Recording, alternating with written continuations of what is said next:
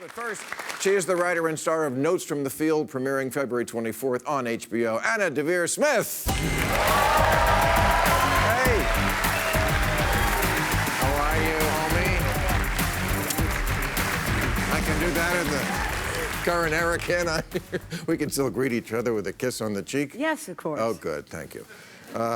So, listen, your show is pretty amazing. What you do is pretty amazing. You can be so many different people in the space of 2 hours.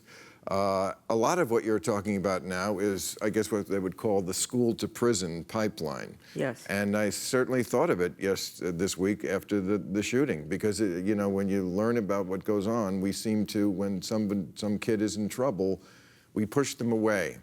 We don't bring them in. And once they get in that prison system, it never gets better, right? Right. So the school-to-prison pipeline, I think, really came to more sort of public consciousness during the Obama years. Justice Department had data to show that Black, Brown, Native American, and also poor white children are disciplined more harshly than their middle class and upper class cohorts. A lot of things that a kid might do in school that a white kid would, it'd be called mischief, you know? And poor kids get pathologized and sent to jail. And it really starts with expulsions and with suspensions. And they actually could figure out about when a certain number of suspensions might predict that a kid is going to end up in juvenile hall, and then from there into that cycle of mass incarceration, which of course destroys communities and families and everything else.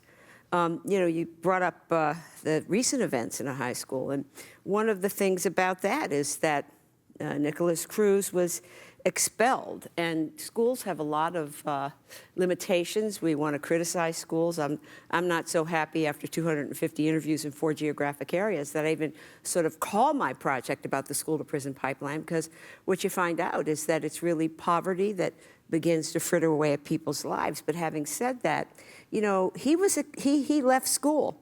And once he left school, there was nowhere for him to go. And if he was able to get any kind of mental health services in school, you know, he was just on the loose. Right, and I mean, it can happen anywhere. Somebody once said to me, you know, there's schools in this country that look like prisons.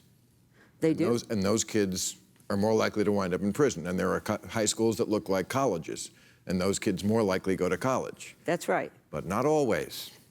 And we got to get all the schools to look like colleges. Or I think schools will have to become something like community centers where people can get multiple services. Parents need to be in there,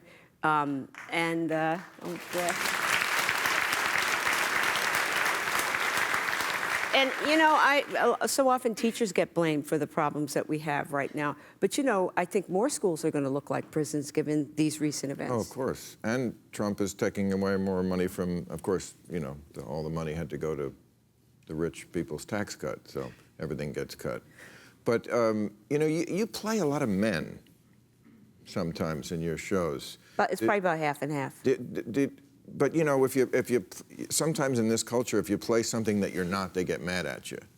You know, like if you're a white person, you play an Asian, they say that should have got. You hear that from men? Like, how dare you well, take you know, I don't actually no, and I don't know. It may be one of the few benefits of being African American that I'm less likely to get in trouble for playing you than you would for playing me. So what? Right. So who was your favorite man to play currently in this show? You know, I don't really have favorites, but I think, let's just say that I think, well, first of all, John Lewis. I play Congressman John Lewis, that he ends the whole play. And, you know, my plays usually start with outrage, and then they go to a sort of form of mourning, and then they usually end up with love or forgiveness. And John Lewis really, after this whole play of seeing violent acts, like even on your show, you covered some of the things that I was interested in. The kid from Texas in a pool party who was thrown across the lawn by a big cop, young Shakara, in Columbia, South Carolina, thrown across, a big football coach cop trying to get her out of her chair, throwing her across the room, and even Freddie Gray. So after all of these kinds of images that are very troubling, I try to bring it all home with acts of courage. Bree Newsom, who climbed the flagpole to bring down the Confederate flag after the Charleston massacre, and then for John Lewis. So, I mean, I think to tell these stories of this country, you have to tell it through the voices of many people, not just one race and not just one gender. You mentioned Freddie Gray. Those cops there were 6 of them.